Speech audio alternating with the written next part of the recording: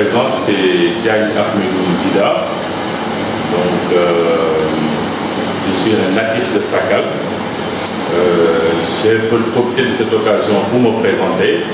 Ceux qui ne me connaissent pas, donc je suis né en 1968 à Sakal. Je fais partie de la première promotion de l'Université de Saint-Louis, après des études primaires à Sakal et des études secondaires à Dakar, bac obtenu au niveau du lycée Sud-Moudal de Dakar. Nous faisons partie de la première promotion effectivement de l'Université de Saint-Louis. Après, j'ai continué les études au niveau de Genève, où je suis diplômé HSC de l'Université de Genève, donc en 2000.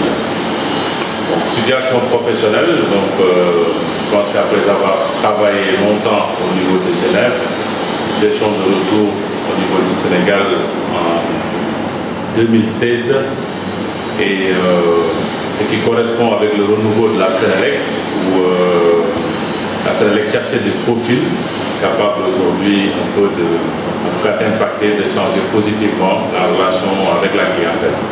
J'ai été recruté là-bas comme directeur commercial adjoint et j'ai continué ma carrière là-bas en occupant successivement le poste de directeur commercial, le poste de directeur de la communication et aujourd'hui je suis directeur conseiller au niveau de la direction principale du commercial. Donc voilà un peu pour le parcours ramassé, très ramassé entre le parcours académique et le parcours professionnel. Je pense que le plus important pour moi aujourd'hui, c'est de dire aujourd'hui à mes concitoyens, à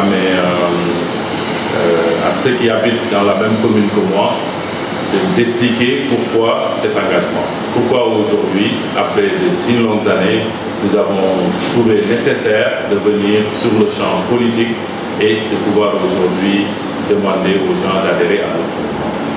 Ça part d'un constat très simple, parce que je pense que quand on est né dans une localité, quand on y a vécu, quand on continue de fréquenter cette localité, indéniablement, on a tout ce qu'on appelle le ressenti par rapport à ce qui s'est fait, mais on a aussi le constat de ce qui se passe au niveau de nos niveaux. Je n'accuse personne, je ne mets personne sur le banc des accusés, je dis que c'est une responsabilité collective. Mais cette responsabilité collective aussi nous induit à dire que Sakal, une commune qui a connu les premières écoles, c'est ce qu'on appelle l'école des chefs, c'était à Sakal. Sakal, cette commune où l'agriculture, la culture de l'arachide, c'était la première culture d'arachide s'est faite dans la commune de Sakal. Sakal, cette commune qui a l'électricité depuis 1957-1958, à mon sens, aujourd'hui, devrait être parmi les communes les plus émergentes du Sénégal. Parce qu'il y a eu l'école, donc beaucoup de jeunes sont formés.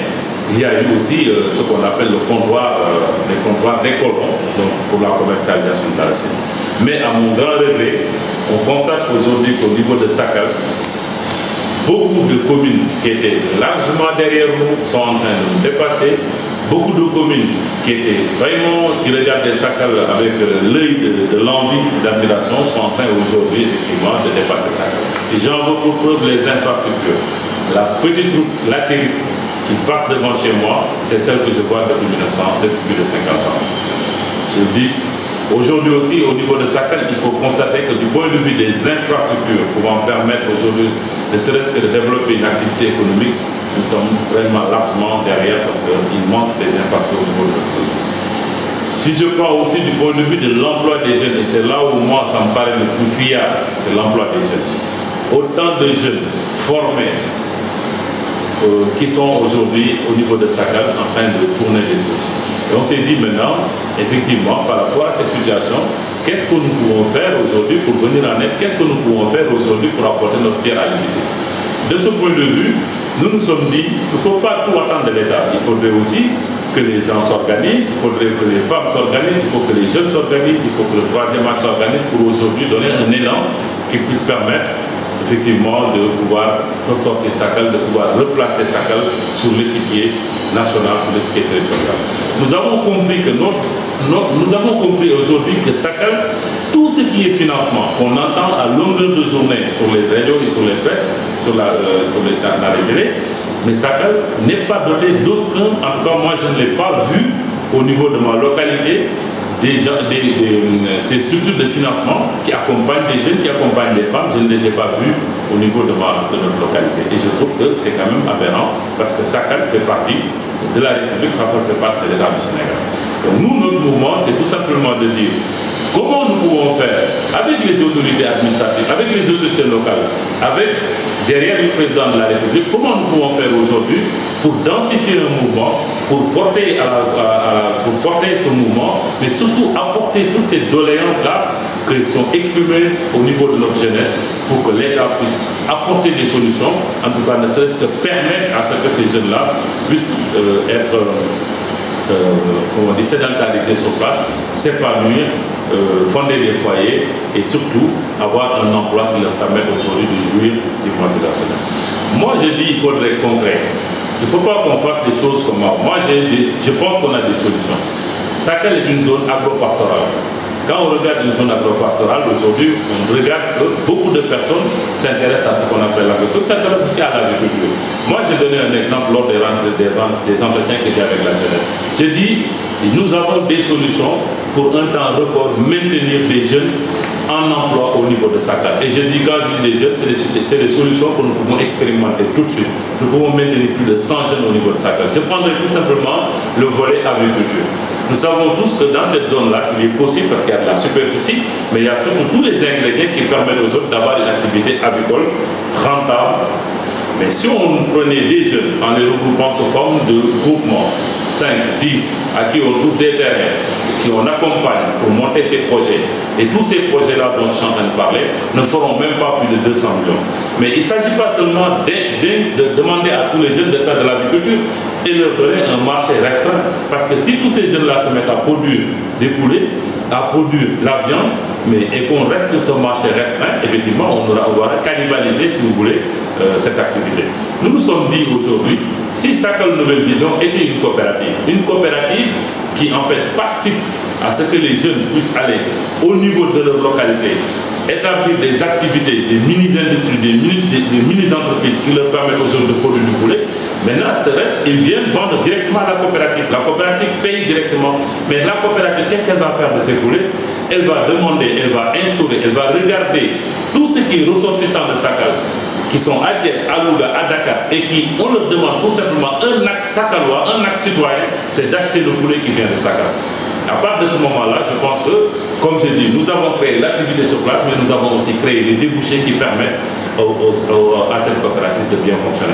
Ce type de fonctionnement est rentable. Et même si on le présentait à une banque, elle aurait accepté. Parce que qu'est-ce qui intéresse le banquier? C'est où est-ce que je vais mettre mon argent, mais comment vous allez faire pour pouvoir rembourser cet argent. Donc, j'ai dit que nous ne sommes pas venus les mains vides. Nous sommes venus avec une réflexion qui nous permet aujourd'hui, une fois aux commandes ou une fois ayant des soutiens nécessaires, c'est de pouvoir implémenter des activités sur place.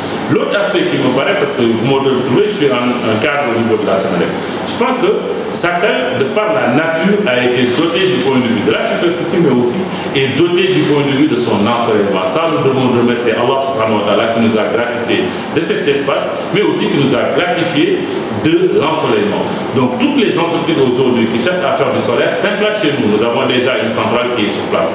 Et moi, pour moi, le renouveau serait de dire toutes ces centrales qui s'installent dans notre localité, qu'est-ce que vous allez faire pour la jeunesse de Sakal? Qu'est-ce que vous allez nous proposer en termes de formation, d'accompagnement, d'emploi? Qu'est-ce que vous allez nous proposer en tant que commune aujourd'hui en termes de participation? Parce que sans notre sol, sans notre ensoleillement, nous ne pouvons pas parler aujourd'hui d'activité dans ce domaine-là. Donc je pense que de manière ramassée, nous avons un positionnement qui nous permet de dire que nous avons les idées, peut-être pas toujours les bonnes, mais en tout cas nous avons des idées, nous sommes en train de partager avec la jeunesse et aujourd'hui, partout où notre discours passe, les jeunes s'intéressent et les jeunes viennent nous voir, que ce soit les femmes, les jeunes et les moins jeunes. Parce que notre seul but pour Sakal, c'est de trouver l'activité pour maintenir les jeunes en emploi dans cette localité, leur empêchant de prendre des pirogues pour partir à l'étranger ou bien de venir renforcer les rangs de ces gens-là qui sont au niveau de Dakar et qui ne font absolument rien. Donc notre projet pour Sakal, c'est un projet de développement, c'est un projet qui nous permet d'aller avec l'ensemble des populations de Sakal vers une commune émergente, vers une commune aujourd'hui qui peut tuer tout l'usufruit de ce que la nature nous a envoyé comme élément. Voilà un peu le projet pour Sakal. Vous permettez aussi de parler du lancement de notre mouvement. Le lancement de notre mouvement s'est fait le samedi 2 octobre. Et je pense que de mémoire, parce que je sens sans être vraiment partisan, ce qui s'est fait en termes de mobilisation, sans pour autant que quelqu'un soit payé 1 franc pour venir, les jeunes ont pris cette organisation à bas le corps, c'est eux qui ont monté, installé fait tout ce qu'il faut pour installer les tribunes, pour faire la sensibilisation. Et je pense que pour ceux qui étaient présents ou bien ceux qui ont vu les images, c'était une réussite totale.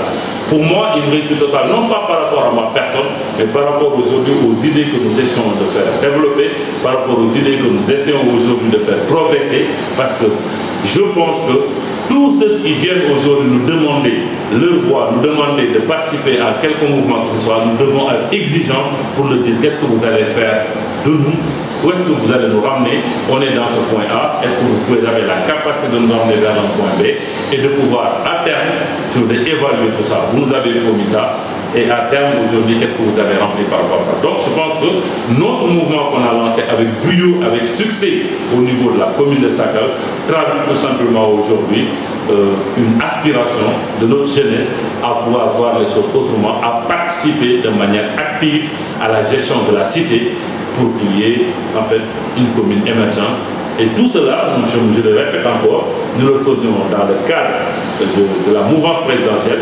Nous sommes derrière le président de la République, aujourd'hui nous partageons une vision, c'est de développer le Sénégal. Et nous, je pense que développer le Sénégal commence par développer sa localité, commence par développer sa petite bourgade, aller vers la région, aller vers le département, vers la région. Et je pense que si tout le monde faisait la même chose, on allait pouvoir se retrouver avec un Sénégal émergent où il fait bon vivre, dans la paix, dans la tranquillité, mais surtout aussi où les gens aujourd'hui retrouvent leur dignité en train de travailler.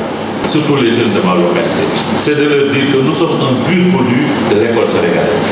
Nous sommes nés dans ce village où des conditions de vie et d'existence extrêmement difficiles. Nous avons profité de l'école sénégalaise et cette école que nous chérissons tant, qui nous a permis aujourd'hui d'asseoir un certain nombre de connaissances et d'aller compétir.